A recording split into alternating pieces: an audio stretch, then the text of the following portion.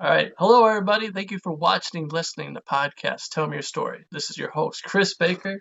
And today I got a special guest on today to tell his story. Is Mr. Tom Kramig. His story today. But anyway, so I just want to say thank you for coming on. It's truly a privilege. I am humbled just to even have you on. But like Thanks how for we, the opportunity. yeah, like how we always do though. Let's just jump into this and, first let's talk about like your early life, your childhood. Where did it all start for you?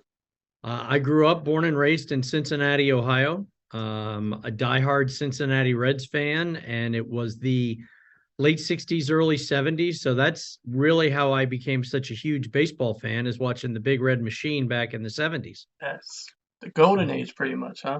Yeah, it was a lot of fun. Got to see a lot of World Series games, went to a couple All-Star games. So we were fortunate enough to have season tickets. I saw a lot of really great baseball and great baseball players, and it just sort of stuck with me from that point on. So in this time period, would you say was baseball the major sport at the time, or was it football? Was football starting to take over yet? Back in the early 70s, baseball was still pretty dominant, but football was coming hard. That was right about the time of the old AFL NFL merger. Um, and back in those days, we didn't play one sport year round. You played what was in season. You played baseball in the spring and summer, and football in the fall, and basketball in the winter. See, that's what I loved about the childhood, man. It's just being able to get on the streets. And I think mainly we played football when I was growing up. Hmm. But every once in a while, we'd get out there and have a nice little baseball game. I don't see that too often nowadays. No, you don't see kids playing on sandlots anymore. Everything is much more organized and structured now. You know, when we were kids, it was my mom yelling at me saying, "Get out of the house and go do something." Yeah. Now when kids leave the house, generally the parents have everything structured and organized for them. Yeah. And back then, also you got to think too, like we weren't allowed to come back in until the street lights were on. Mhm. Right, right. While the sun was up, get your butt out of the house. See, my parents were always like, if you're gonna stay home, you're gonna be doing chores around the house. And then it's like, Right. that's enough for me to Mhm. say, nope, I'm out. I'm out of here. Right. Go find something to do, or I will find you something to do that you won't like. Exactly. It's like, I don't want to cut the grass. I'm about to go hang out with my friend. Hmm. But if you didn't, well, like the only time you were allowed to come home though was supper, supper time. Then Right. after that, back to it. Right. So the kids that are watching right now, we Mhm. didn't have these phones that you got right now to be able to watch Right. what you're watching. So There enjoy wasn't what nearly you as have. much trouble to get into back then. Yes, and if you wanted to know something, there was a book called Life, or you had to Hmm. go to the library. Yeah. Yeah. Imagine life without the internet. My props to you guys though for doing it, for just being able to research everything. Now I think about it, because computers really didn't start coming into effect until like I was in like grade school, high school. We had to take all classes on it, where there was no choice. We had to take the classes. I'm not quite Yeah. sure for like, were you guys introduced to it at all, or was it like not until afterwards? I remember taking a computer class in high school, and it wasn't anything like the technology of today. Yeah, Mhm. because now you got typing classes, you got web design, you got everything you could think of nowadays. Right. That Right. was But they don't unheard of. call it typing, Chris. They call it keyboarding. Keyboarding now? That's what they call it, is keyboarding. It's not typing anymore. They keep changing it up on us, man. Yeah. Right. So, actually, since we're there, talk about your education a little bit. Um, Public high school. I went to college at a place called Florida Southern College down in Lakeland, Florida.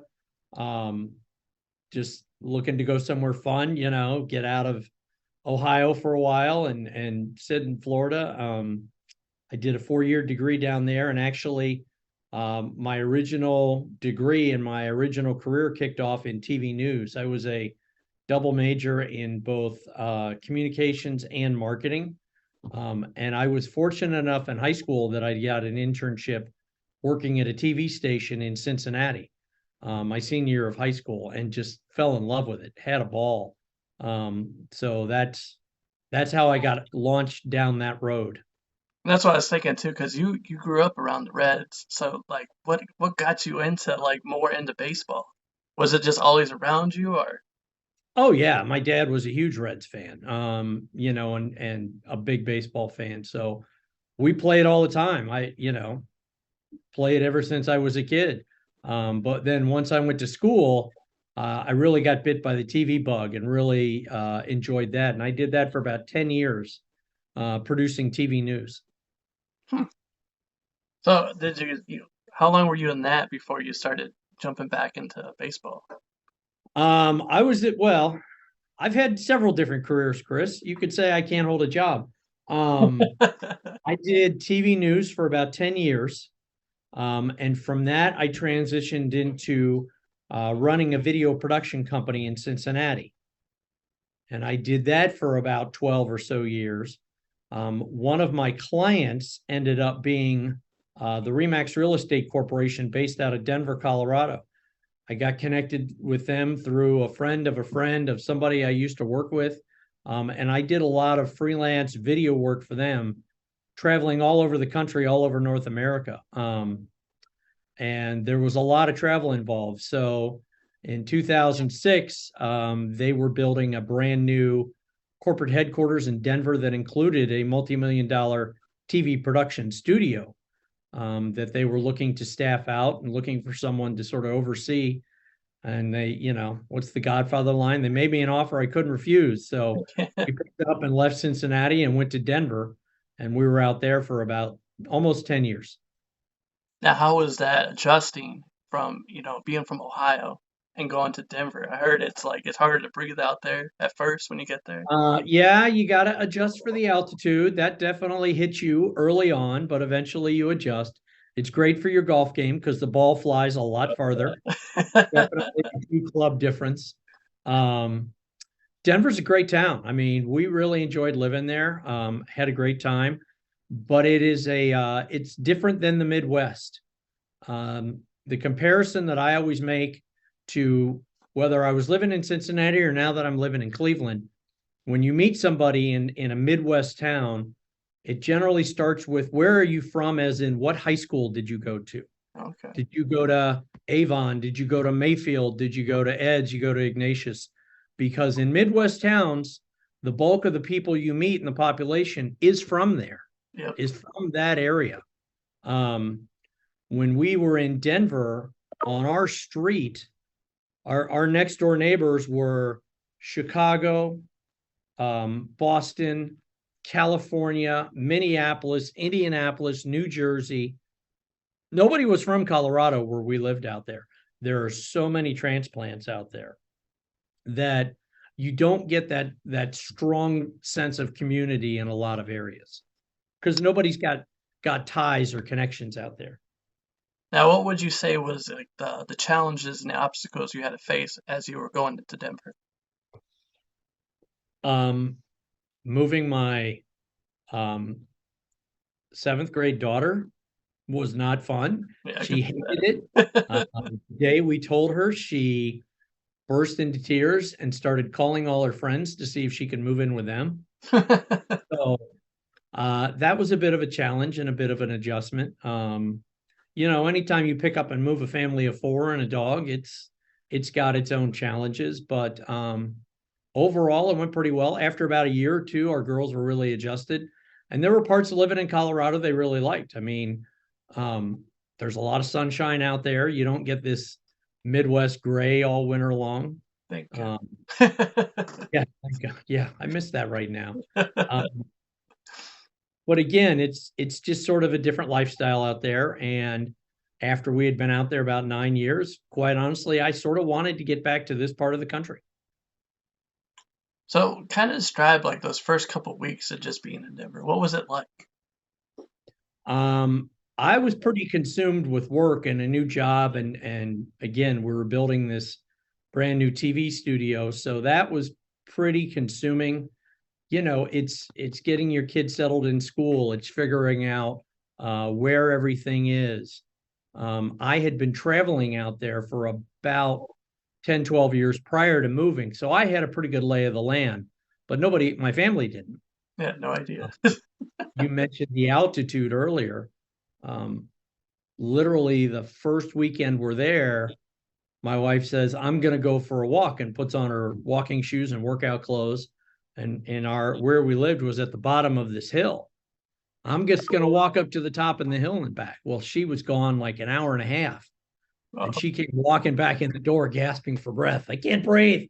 There's no air out here. So that was a bit of an adjustment for her, for all of us. So it's just, it's meeting new people. It's new routines, getting your kids acclimated to a new school, that sort of thing. Yeah, that's what I found too. Like throughout my travels, like wherever you go, it just at first you get that like, okay, this is cool. I like this. But Right. for people That that, adrenaline rush. Yeah. yeah, Yeah. for It's exciting. people that have never traveled and been out into the world, they're always wanting to do it. It's like, go ahead, try it. But eventually, what you're going to come across is you're going to have that adrenaline rush, yes. But later down the line, it's just going to be the same feeling.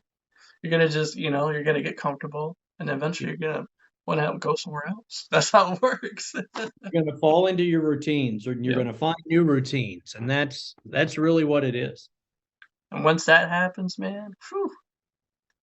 Now, Mhm. did anybody like help mentor you at all during your journey out there? I mean, I've had a lot of mentors in my life. My very first job out of college, I had a TV news producer I worked for named George Figueredo, who, taught me what it was like to really have a full-time job and a career.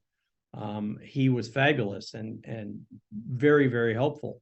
I had a news director in Cincinnati by the name of Don North. I've had a lot of mentors and a lot of people who have taught me a lot of things, but really, when I moved to Denver, we were developing a distance learning satellite television network.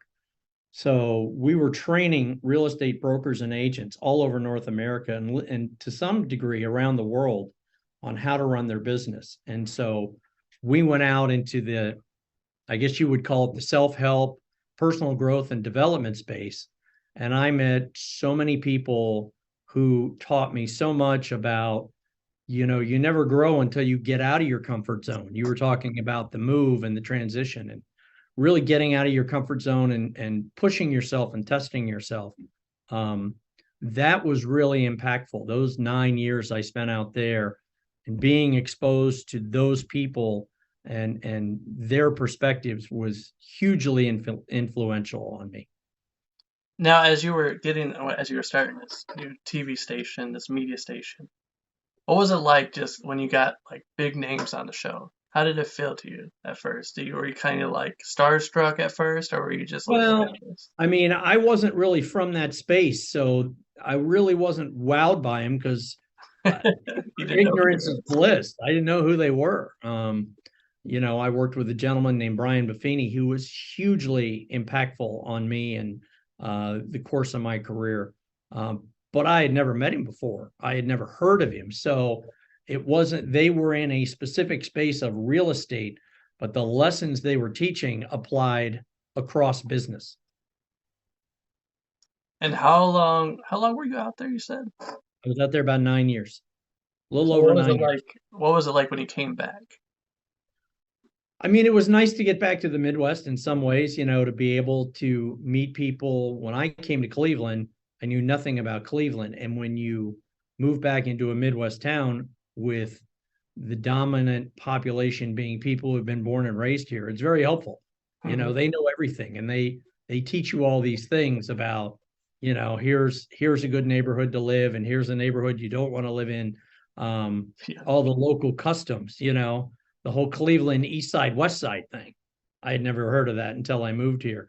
Um, so that was very helpful. So being from Cleveland now, what Mhm. is your favorite restaurant out there? In Cleveland, Yep.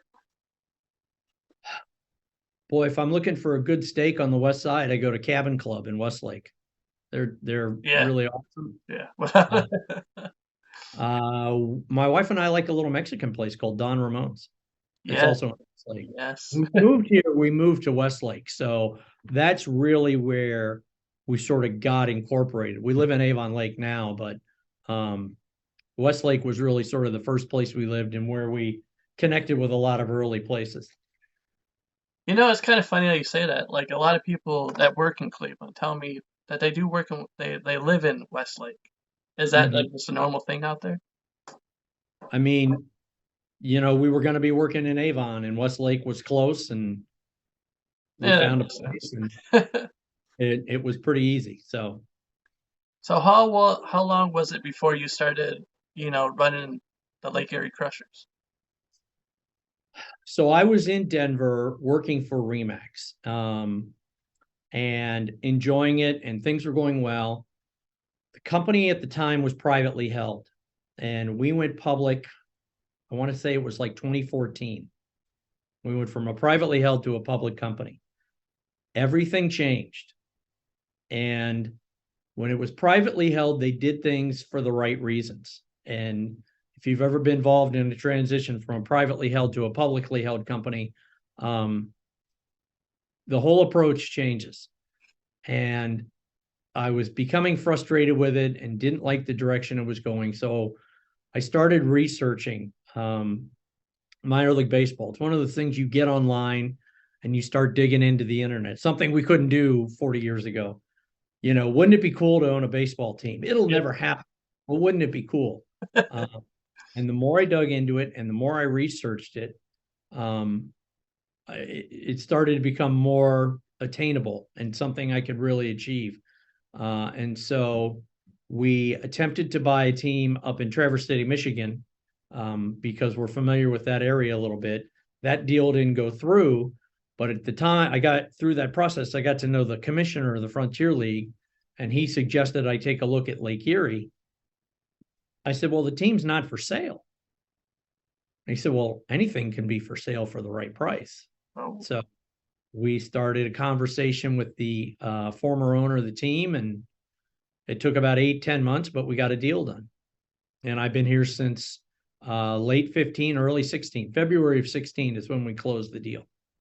Does it still feel like it was your first year, or has the time just kind of flown by? No, the time has not flown by.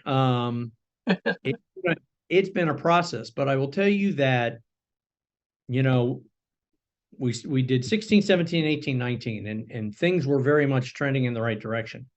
And then the world stopped, in 2020 with the pandemic. And then when we came back in 21, and even to some degree last year in 22, that feels like we're starting from scratch again. I mean, in 2020, we literally laid off the entire staff because we didn't play baseball. There was no revenue coming in. We were shut down for a full year. And so that coming back process of rehiring staff, reestablishing yourself in the marketplace, building your marketing from scratch again when people had been locked away in their homes for literally about 2 years, was like starting over. So during the shutdown time, during COVID, when everything shut down, how did you guys handle that situation? As I said, I mean, there wasn't much to handle. I was forced to let go of the entire staff. We were shut down. We played no games. The whole league was shut down in 2020. So, if there's no revenue coming in, there's not a whole lot you can do. The city worked with us on the lease. They own the ballpark, and they extended the lease by 1 year and gave us a little break on the rent for that year. But you just sort of hang on and survive. So what adjustments did you make during that time period? Well, as I said, we didn't have any staff. No, I'm sorry. Correction.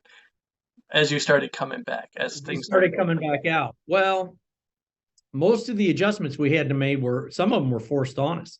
When we started up in 2021 after the pandemic, we were on restricted seating. We could only put so many people in the ballpark, which was kind of a nightmare for our box office guy, because a family would buy 4 tickets here, and then you immediately had to quarantine all the seats around them for so much space. Things like putting hand sanitizer everywhere and putting things in the concession line to space people out. All that stuff was an adjustment. And we were doing that sort of on the fly with, quite honestly, virtually an entirely new staff. who had never done this before. So 21 was a very, very challenging year. It was rough. It Yeah, was a tough, it sounds and like it was stressful. and we typically have 8 months of off season to plan for the season. Well, we didn't even find out we were playing baseball until January. So we only had about 3 months to prepare. So it was that was a stressful year. So, so talk about that a little bit more. Just what did you have to do in that time period? You said you usually had 8 months to prepare, but now Right. you only have 3. So how did you prepare for it?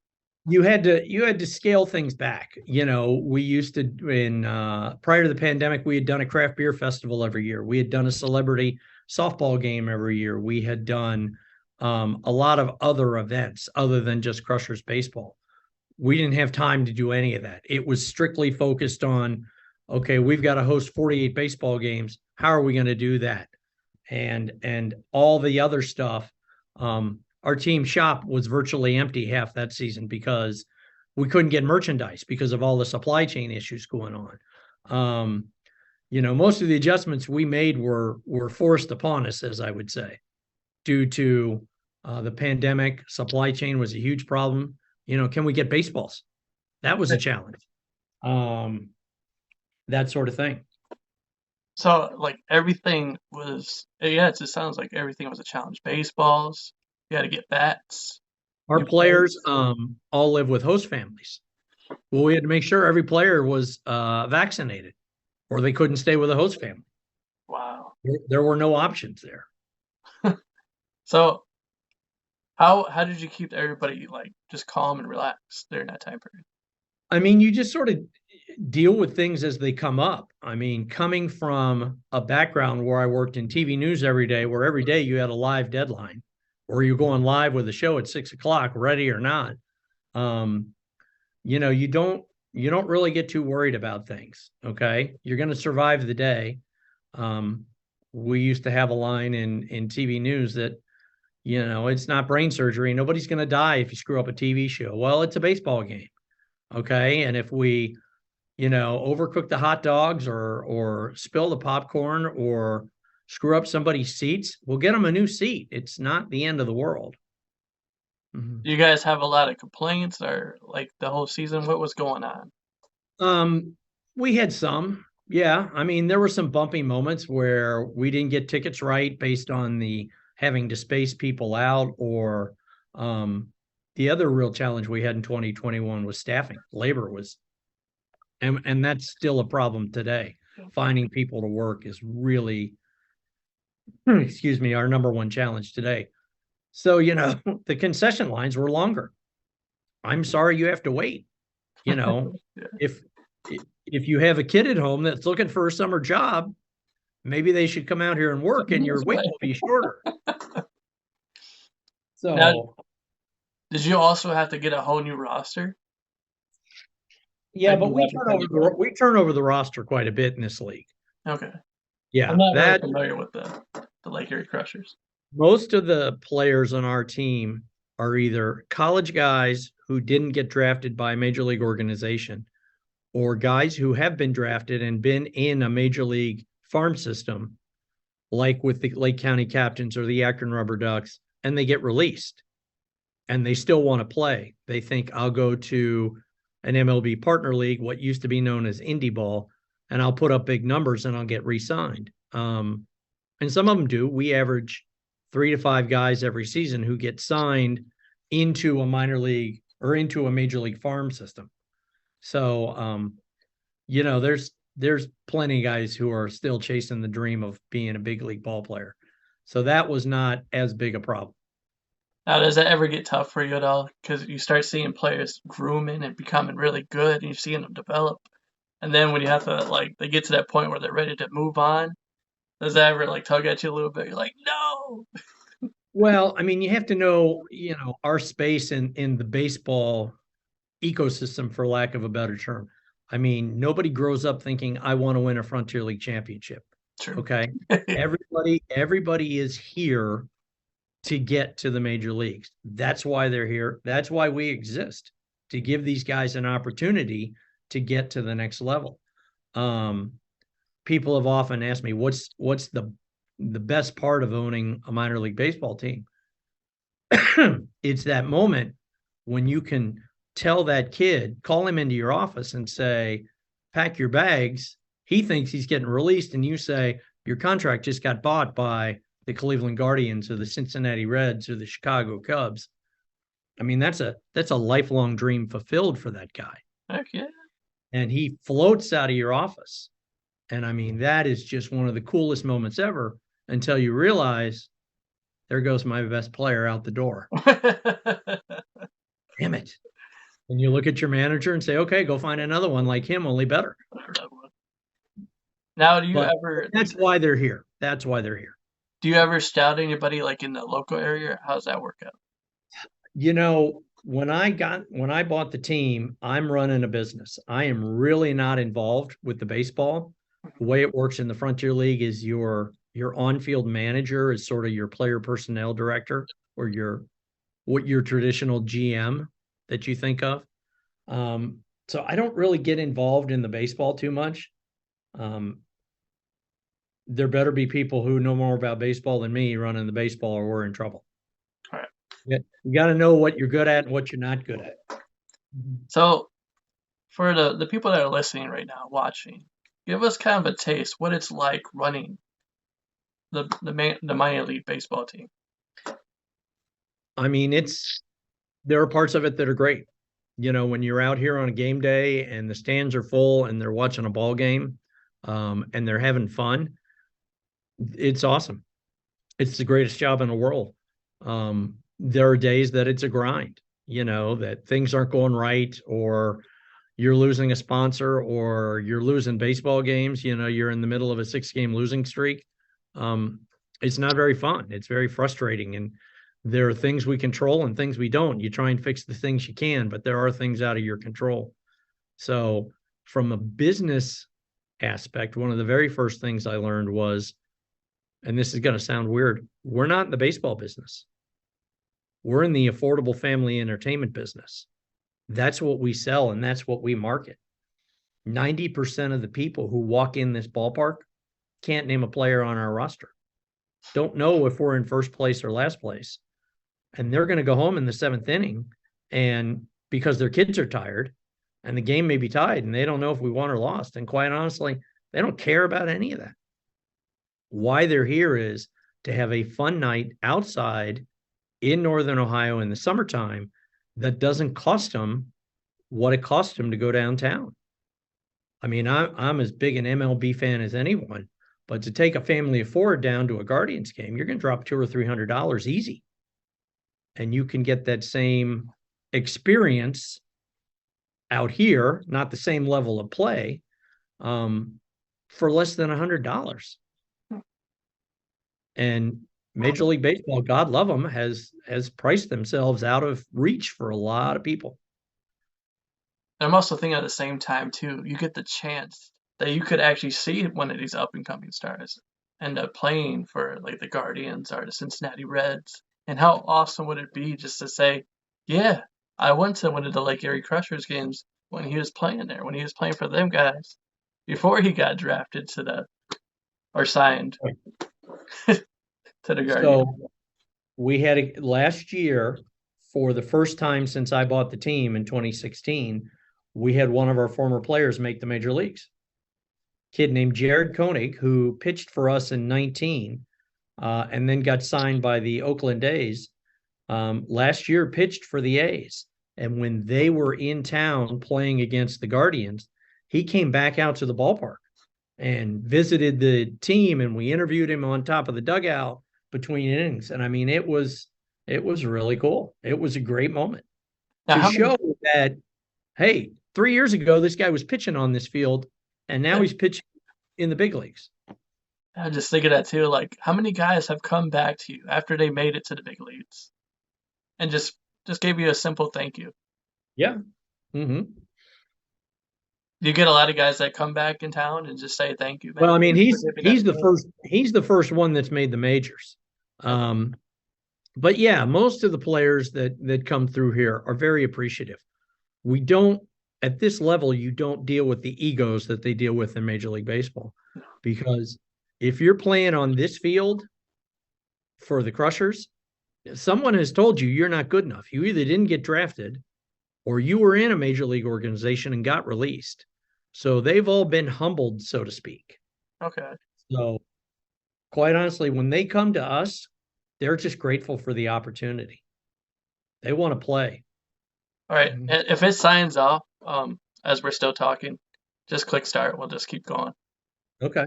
But the next question is, I know somebody in the audience is probably wondering, how much do you guys, what is the average pay for a player? Our salary cap for 24 guys for 4 months over the summer is $120,000. So our players average between $1,000 and $3,000 a month for the summer, which is not enough to live on, and we know that. So we provide them housing. You know, they have host families that feed them. We feed them like crazy here at the ballpark. We feed them both pregame and postgame. We give them meal money when they go on the road. They're not here for the money. They're here for the opportunity. Then again, if I was a 24-year-old kid living for free and someone was paying me $1,000 a month to play baseball, I'd have jumped at that in a heartbeat. Heck yeah. Especially, what, during the Right. 60s? How much that money was then? Yeah. So, you know, that's the reality of our business model. That's how we can afford to remain affordable for these families who are our customers who come out and support these guys, because we're not paying them what Major League Baseball players get paid. No. So what is the average length of like, how long does a player usually stay with you guys? A year or two. You know, if you're in the Frontier League more than 3 or 4 years, it's time to move on. Yeah. Okay. And I tell kids that all the time. If you've played in this league 3 or 4 years and you haven't been signed, chances are they're not going to call you. So, So what do a lot of guys end up doing? Did they end up moving on, or did they go to like a different league, or? some will go to a different league. Some will go to another independent league like the Atlantic League or the American Association. But some of them, it's funny. Some of them will have that moment of realization in the middle of our season that reality will set in. I'm not going to get signed by a major league club. And while this is fun and I'm having a ball and I'm getting paid a couple $1,000s, it's time for me to move on to the next phase of my life. And how many times have you had to tell a guy that, maybe it's time? Well, I don't, because again, I stay out of the baseball part of the equation. So it's really up to the manager. He's the one that's got to have the conversation with him when he releases a guy of, hey, we're going to release you. And if you get released in the Frontier League, I mean, yeah, you may catch on in another league, but chances are you're not going to get signed. Yeah. And I'm not here to tell you how to run your life, but you can't do this forever. Yeah. That's what, and I was just thinking how heartbreaking that could be, man. But at the same time, like you said, you realize, like, okay, maybe it's not meant to be. Maybe it's time for me, while I'm still young, Right. to do something else. Yeah. Yeah. I'm 25. I'm 27. I'm 28 years old. It's not too late to start a career. And what better way to do it, too? Professional world. Yeah. What better way to do it is when you're getting paid, a good amount of money, so you can transfer that and start, studying whatever else you want to go after. Mm-hmm. Perfect timing. So do a lot of those guys ended up trying to get more into the business field and try to talk to you, or how does that work? no, they really don't. Although every once in a while they will. Some of them want to get into the business side of baseball. I had a player come to me last August, and he was debating hanging it up, retiring as a player. And we sat and talked for a couple hours about the business side of this. If you want to stay around the game, but get a job, a career, What is that like? And what are the career opportunities available, whether it's in ticket sales or marketing or promotion or operations or finance or stuff like that. So yeah, every once in a while, someone will come to me and say, okay, my playing days, I may not be there yet, but I'm getting close. What's next? What about the coaches also? The coaches are really interesting. A lot of them sort of live this gypsy baseball life where, they'll spend 4 or 5 months here in the summer. They'll go work some of these winter camps or events in warm weather climates. Our manager is in Palm Springs right now working the California Winter League. He's gone to Florida and worked events down there. A lot of them will give private lessons, in the winter in their hometowns, like at a facility like T3, which is right next to us, where they give private lessons to high school or college kids. But it's really interesting. They sort of live best way I can put it is a baseball gypsy lifestyle. And what is like the average, how long do you guys keep coaches? Pardon me? How long do you guys usually keep like coaches, like head coaches, all of them? Well, I've been at this 7 years, 8 years. Cam Roth, our former coach, was with us 16, 17, 18, 19. He was with us 4 or 5 years. Okay. But we parted ways with him at the end of last season. So I've got a new manager this year. We'll see what happens. So how often does the coaches get the call from the next level? Is it very rare or does it happen a lot? It does happen. Cam was with us from 16 until 19. He got hired by the Detroit Tigers in January of 2020. Now, it didn't work out very well because the pandemic hit in March of 2020. And terrible timing. Yeah, he really sort of got the short end of the stick on that one. So, but yeah, guys do jump. One of our former players/coaches, Derek Showman, is going to be coaching with the Minnesota Twins this summer. Wow. Now, is he the main coach or? He's an assistant hitting coach, I believe, is his title. Okay. Well, at least he's making that step up, So my hats off to him. Right. He's in the big leagues. Now, what is the average salary for a coach?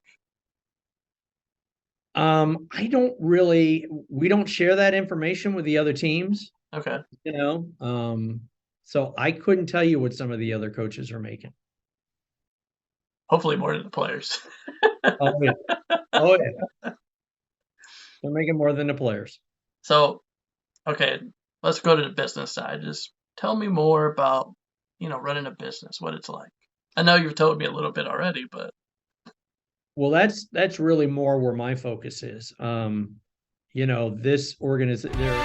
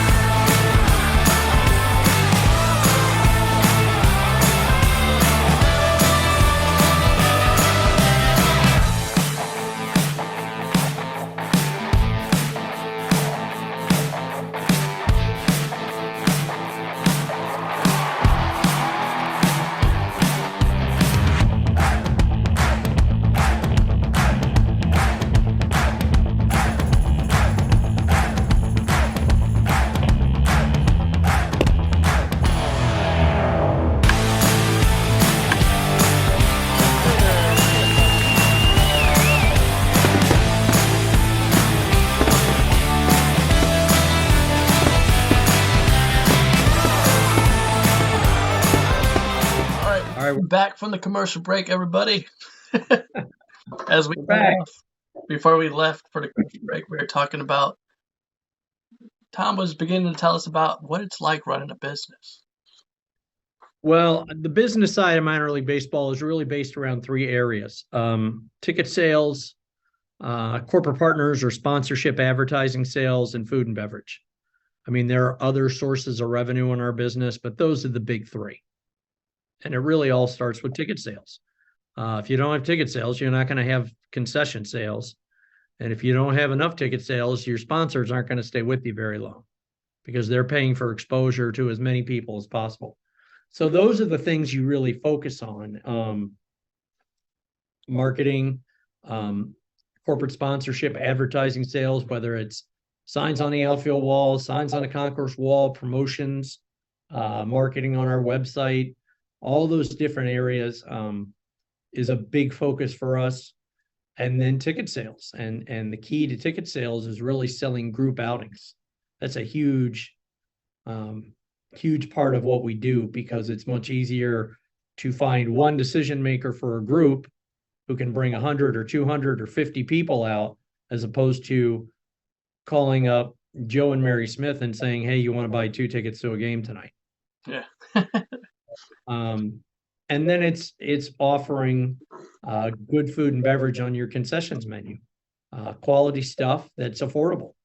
You know, you go downtown for a beer at a professional sporting event, you're going to pay $12. You know, it's $6.50 here. So the affordable part of it is a big factor in all this. So playing that out though is like, are you in charge of all the pricing and how everything comes down to it at the end of the day, or who does that? I have a full-time staff of about 12 people, and I listen to them intently as far as because they have the expertise in their particular area. Our director of sales used to work for the Cavs. He used to work for the Miami Heat. He knows more about ticket sales than I'll ever know. So I listen to him. Our director of food and beverage came from the restaurant industry. He knows more about food and beverage and pricing and margins and labor and those types of things than I'll ever know. So you gotta surround yourself with good people and you gotta listen to them. So just having the people in the right place. That sounds about right. Right. You got to have the right people on the right seats on the bus. And that is a huge, huge challenge because the labor market is very tight. And particularly with a lot of the salespeople here, we hire a lot of younger people and they're just like the players. They want to get to that next level. Mm-hmm. I want to work for the Browns. I want to work for the Guardians. I want to work for the Cavs. Excuse me. So just about the time they get really good at their job, someone comes along and steals them. Yeah. Which I get. I understand that. That's who we are. But you're starting over a lot. Yeah. Like, well, the more I'm learning about it, it makes more sense. This is the stepping ground for everything. Right. Exactly. As a baseball player, even if you're working for the company, you're like, this is my chance to get myself in the door and possibly with the Browns, the Guardians, the Cavaliers, or the Reds. So in August of 2021, in 1 month, I lost one of my ticket reps to the Browns, one of them to the Indiana Pacers, one of them to my marketing guy to the Pittsburgh Steelers, and my box office manager to the MLS Chicago Fire, all in a month. Wow. Like, okay, start over, start looking again. So does that work out just the same way? Like the players, do they all call you up, contact you? And yeah, well, I mean, they reach out to those individuals or those individuals get recommended to those big league organizations. And, people are always looking to climb the ladder. Yeah, without doubt. So the job's open, somebody's going to find you. And in this market where there are far more jobs than workers right now, yep. It's a challenge. And I'm working in a market that has 4 minor league teams. You know, the Crushers, the Captains, the Mahoning Valley Scrappers, the Lake County Captains, or the Akron Rubber Ducks. You've got a minor league hockey team, and you've got 3 major league teams. So the competition for sports workers is very tough. So would you say since 2020 you have had a big turnover rate, or Oh yeah, absolutely. is it like just hard keeping people, or It's very challenging keeping people. now for this upcoming year, what are your projects that you're working on, goals that you're going after?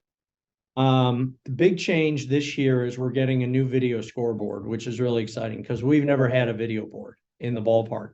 So that's going to dramatically impact and improve that fan experience that we sell. It's going to be a lot more entertaining. And people have come to expect that when you go to a sporting event. You know, what are you doing? Well, you're looking at the video screen half the game, right? Yeah. I'm looking at the KISS camera and this camera and fan cam and all that stuff. So we're going to be able to offer a lot of that this year, which we haven't been able to in the past. So How come you guys weren't able to offer it in the past? we don't own this ballpark. Oh, City of Avon does. yeah, that's right. I remember you saying that earlier. Right. So So you have to. Oh, okay. So okay. I got you. Other than that, do you guys have any future plans? continue to improve the product, Yep. offer more events. We did a big country concert in 2019. You know, then the pandemic hit. I would like to get back into that business at some point. You know, I thought I bought a baseball team. I rented a stadium is what I did. And so we need to have as many events in here as possible. I'm looking at the field out the window today. There's nothing going on, which means guess what? We're not making any money today. So now it's January. You wouldn't expect to be making money in January, but those are the types of things you always have to be pushing it to the next level and figuring out what can we do to drive revenue. Especially when it's snowing today. Like you said, it's gray out there today. Right. It's that time of the year, man. Yeah. Right.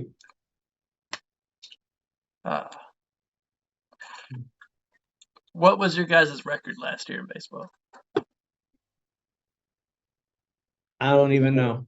What? We were a couple of games over 500. Okay. We missed the playoffs, so it doesn't matter. Yeah. Close. You're close to the Yeah. playoffs. We missed it on the last weekend of the series. So last year was really a weird year. We started out the year, we went 17-27. We were 10 games under. We were in last place. We were a mess. And then we ripped off like 30-15. And we were within a game and a half of the playoffs. And then we dropped 5 of our last 6 games of the year and we missed it. Oh, so go back to 2020. Yep. During that whole year, how many games did you guys have to cancel because of COVID? We canceled 48 home games. That's what we generally play in each season. Okay. So how many did you win? We lost everything. Everything, man. Nobody won. Dang. We joked, oh yeah, we went 98-0. Yeah. We're undefeated, man. Nobody showed up. Yeah, we were. We were undefeated. Yeah. As we begin to wrap this thing up, do you have any advice for up and coming baseball players that would like to possibly join your league, be a part of your team? What do you got for them? Keep working on your game. Network. Our guys, our manager and coaches, they don't go out and scout players. Their scouting is word of mouth. A guy gets released from a major league team, they're not going to see him. They're picking up the phone and calling his old manager or his old farm director to find out, why did you release him? You know, can the kid play at this level? Is there something he needs to work on in his game? You know, he may be a pitcher who can throw 96, but can't throw a curveball. Come here to the partner league. We'll teach you how to throw a curveball, and then you can get back in the back in the big game. So build your network, continue to constantly improve, get seen by as many people as you can, whether that's the California Winter League or going to open tryouts. You got to be your own advocate, okay? Because we're not going to find you unless you're easily found. You're making noise. Yeah, making noise. Right. Better way to put it. Yep. You're making some noise. What about the people that, like we was talking about, that could work for you guys? How does that come into play? I mean, if I'm talking to like college kids right now, get an internship. Intern as much as you can. Get as much experience on that resume before you graduate as humanly possible. And intern as many different places with as many different teams as you can, because everybody does it different. Okay. I've had people who interned for us and they're like, can I come back next year and intern again? I'm like, no, go somewhere else. Learn something different. You've already seen how we do things. Go learn from somebody who does it differently. Continue to build out that toolbox. Keep building that resume. All right, Tom, is there anything else you'd like to share that we haven't covered? Come on out and watch us this summer. Come watch them play. It's affordable family fun. It's not going to break your budget, and it's a lot of fun at the ballpark. And now, if anybody's wondering, what is the average ticket price? I think we're at like $12. Just 12? Yeah. So if you wanted to have a family, like you say you got 4. Yeah, how much right. is that? Yeah, you're going to spend, $50 on tickets, maybe another $20 at the concession stand, $30 at the concession stand. You can do this whole thing and get a great seat. That's the other thing we offer as opposed to downtown. You're right on top of the game. I tell people you got to pay attention out here. Those foul balls get on you like that. So you can't be looking at your phone when there's a guy in a batter's box, or you're going to take one. I've seen enough videos, man. The bats come flying. Yeah. So yeah, come on out to a game. It's a lot of fun. Come watch the game. When's the first game? We open May 12th, Friday, May 12th. Oh, what a better time of the year it will be. Hopefully. Yes. Yeah, those April games downtown, sometimes those aren't real fun to sit through. No, because you never know, man. You never know. Yeah. Especially in Ohio, you never know what it's going to be like.